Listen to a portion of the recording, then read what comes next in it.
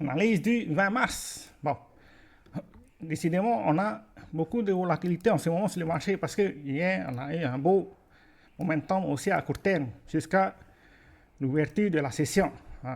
Après, ce qui est intéressant, c'est que les contrats qui étaient ouverts sur le marché hier, si on vient là ici et qu'on regarde en détail, ben, les contrats qui ont été ouverts, qui se sont positionnés sur le marché, la plupart des contrats sont des contrats futurs. Et normalement, quand ce sont des traders, ben, ils ont tendance à vite prendre le profit, surtout dans le marché actuel où on n'a pas de momentum.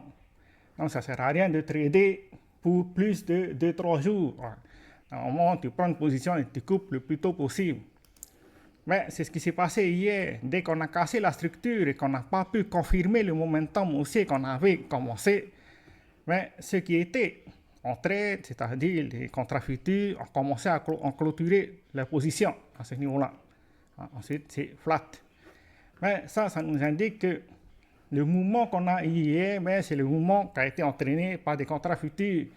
Maintenant, pour pouvoir reprendre un scénario haussier, parce que si on regarde bien là ici, à ce niveau-là et à ce niveau-là, on a plusieurs contrats qui ont clôturé récemment. C'est la même chose. C'est des contrats futurs qui ont pris les profits parce qu'il y avait une belle tendance baissière à court terme. Donc, ça veut dire que pour l'instant, la hausse qu'on a eue là ici, ce n'est pas une hausse qui a été... La cause n'a pas été faite par les acheteurs. Ça a été les contrats en vente qui ont pris leurs profits. Et quand tu prends tes profits à la vente, tu es obligé d'acheter.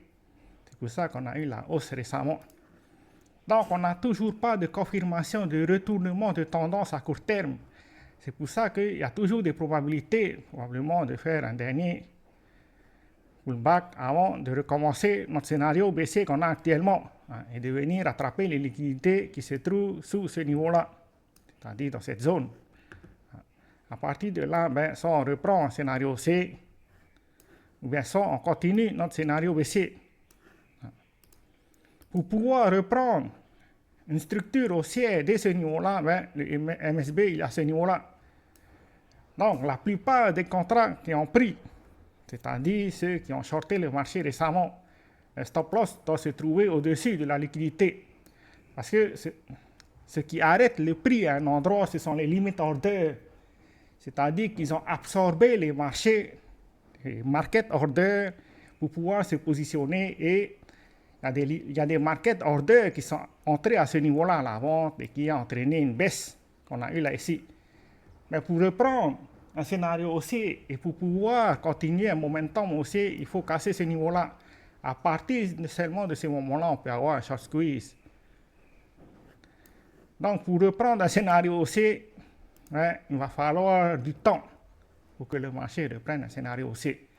Parce que pour l'instant, on n'a toujours pas de signaux qui nous disent qu'on risque de reprendre un scénario haussier à court terme.